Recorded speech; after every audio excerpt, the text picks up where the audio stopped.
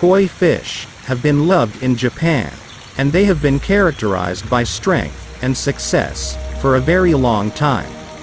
Koi fish stands for basically anything that is good, that are luck, prosperity, vitality, and longevity, and is very closely associated with the Japanese cultural identity. However, koi first appeared in China about 2,500 years ago and came to Japan only many centuries later. Koi fish was first introduced in the early 19th century as a source of food. It was only after some period of time that people started to cultivate the fish, and also started breeding koi.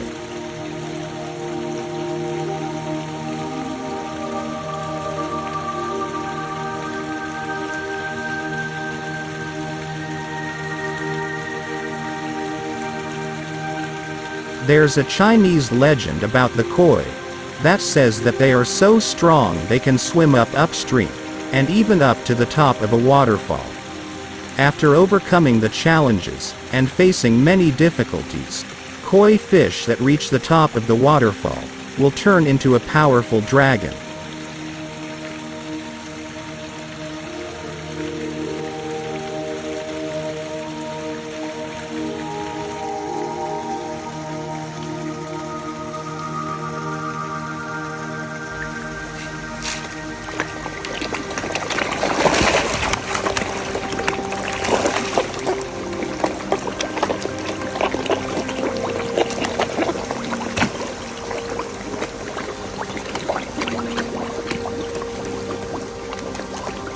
Koi carps are a very familiar fish among Japanese people, and they can be seen not only in aquariums, but also all over Japan.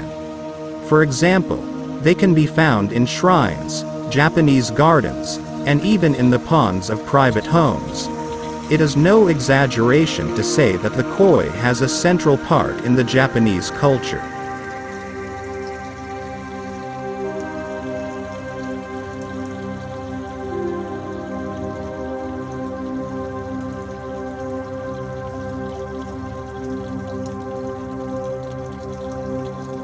The color of koi varies depending on their variety. Many carps often seen in rivers and streams are usually light brown, but nishiki koi come in a wide variety of colors.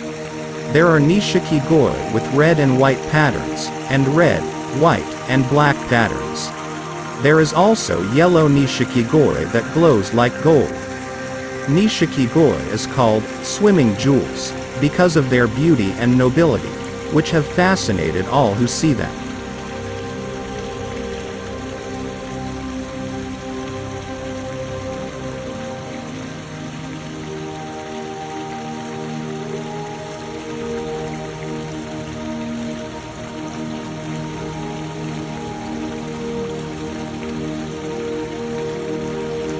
When the koi became more and more popular around the world, the breeding intensified, and led to hundreds of types of koi. Its prices range from very low to very high, depending on the type and condition of the individual koi, and to which of the 13 general classes they belong to.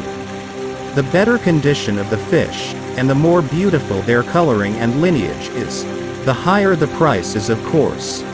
The most expensive type of koi is called kohaku, and their price can go up to several millions of yen. In 2017, the most expensive koi ever was sold for a whopping 200 million yen, or 1.8 million United States dollars. But not all koi are that expensive. The most affordable nishiki koi can be priced as low as 500 yen.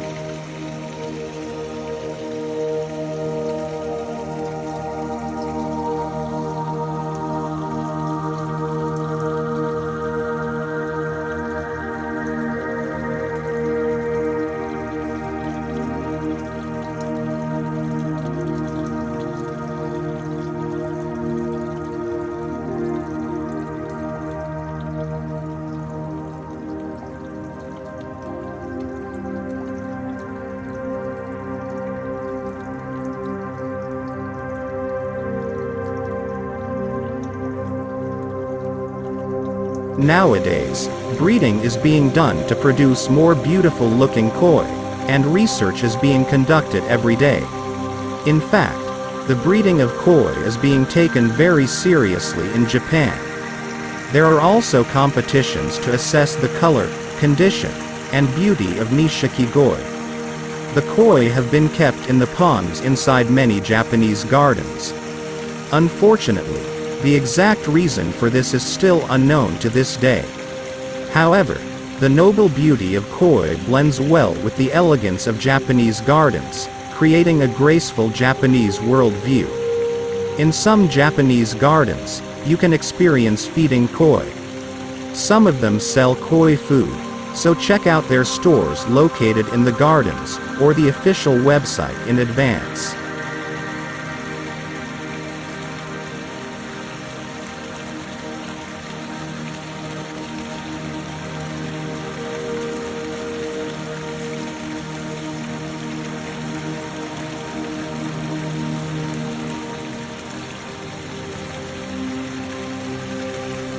Koi has been deeply related to Japanese customs and culture since ancient times. For a long time, koi has captivated many Japanese people. They have strong qualities that generally everyone wants to have, and Japanese people believe that the koi are as brave as the samurai back in the day. We hope you enjoy watching these swimming gems while you're traveling in Japan.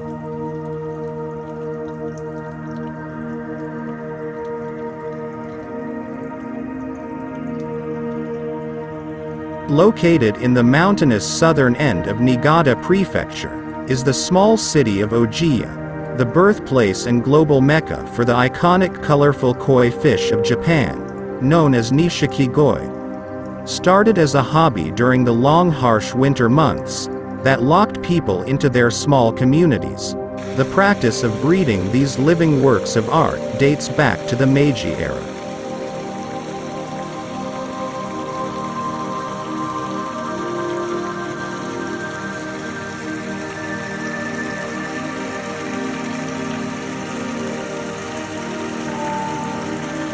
From its humble origins, this continued to evolve into a source of secondary income, until maturing into a massive industry, where a single koi fish sold by these breeders can soar well above $10,000 for a single fish. With up to 80 to 90% of these prized fish bound for overseas collectors, this city is a hotspot for koi buyers, with many of the farms here offering special tours for guests. With a population of around 34,000 people, Ojiya is a small community, with many of its residents nestled in small communities, surrounded by high mountains, with farming historically being one of the main forms of industry. Stemming from its long winters, the farmers of this region raised koi as a source of food, and later cared for these fish as pets, as they waited for the spring to come.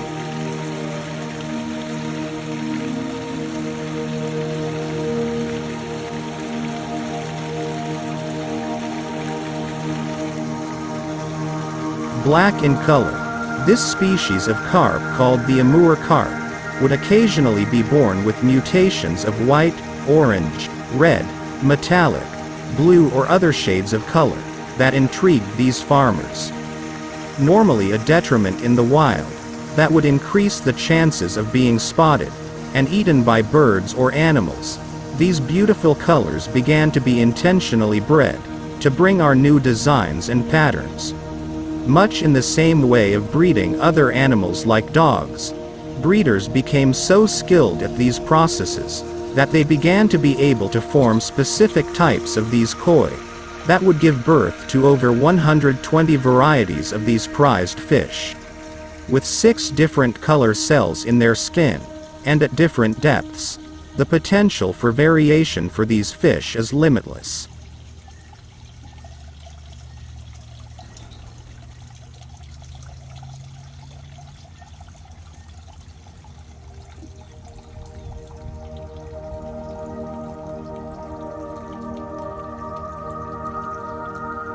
Bred for both size and with specific desired colors and patterns, the koi breeding industry in Ojiya City is built off of the expertise and knowledge of local koi farmers that has accumulated over many generations and have developed unique techniques for breeding and raising the fish.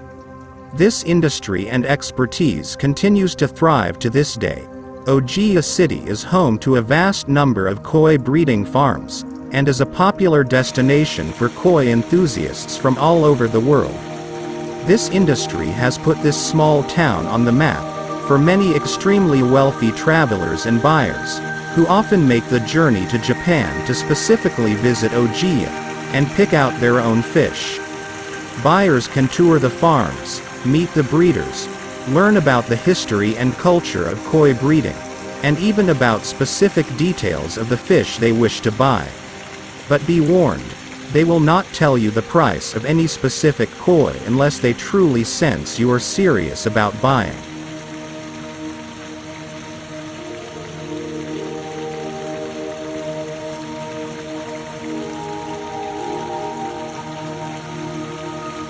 In koi show judging, body conformation is the first priority. The judging criteria for young, mature, and jumbo body conformation is different.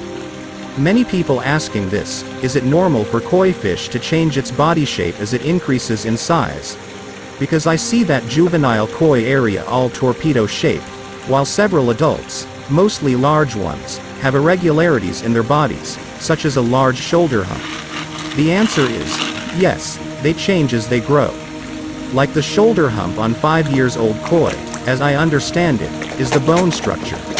It's a skeletal arch to the back, and the real pronounced hump is a result of a high backbone, and a short head and small gill plates. One has a very pronounced hump, and the other has an appropriate one. This is a function of the bone structure. And here, the angular shape where the gill plate meets the back of the skull exaggerates the hump even more. These things are apparent on tosei, so if you really don't like the hump, pick tosei that don't have a hump. As for fish getting bellies, that's overfeeding and a weak tail section. Bellies are not good, and the slope from head to dorsal is important, but if it's too steep of an arch, the hump may look too drastic. As you can see, the body is often the most important factor in a good koi fish. In fact, in most koi competitions, up to half of the points available are given purely for the body, and its conformation to the ideal shape. Size is not as important, because a good body shape in a small koi is a very good indication of a good body shape when the koi is fully grown. The best shape is typically described as a tree trunk, so not too thin, but also not so large that the fish looks bloated. Ideally, the koi will look strong and muscular rather than fat and overweight. Obviously, a good koi will have no deformities, such as a crooked body or missing fins. Finally, the best fish will also have a large, symmetrical head and a thick tail joint.